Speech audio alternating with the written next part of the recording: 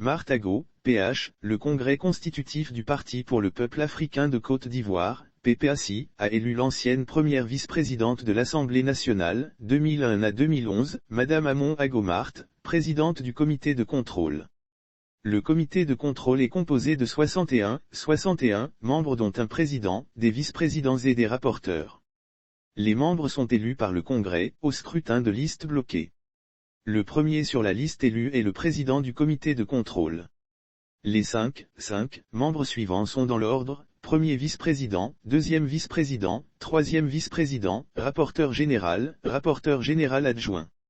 Le comité de contrôle est chargé du contrôle général du fonctionnement du parti. Il est juge de la conformité des actes des organes du parti avec les textes fondamentaux. Il est également juge du contentieux électoral interne. Il assure le contrôle financier a posteriori. En ce qui concerne le contrôle général du fonctionnement du parti, le comité de contrôle fait des interpellations et des recommandations.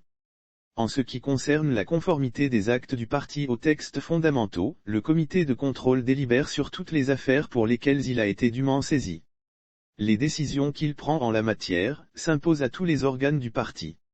Le secrétariat général exécute lesdites décisions dans les délais qui y sont mentionnés, sauf si pendant ce délai une solution politique est trouvée. En ce qui concerne le contentieux électoral, les décisions rendues par le comité de contrôle sont exécutoires de plein droit et produisent leurs effets dès leur publication. En ce qui concerne le contrôle financier, le comité de contrôle soumet des observations écrites au Congrès ou à la Convention. Le comité de contrôle se réunit en session ordinaire tous les 3 mois sur convocation de son président.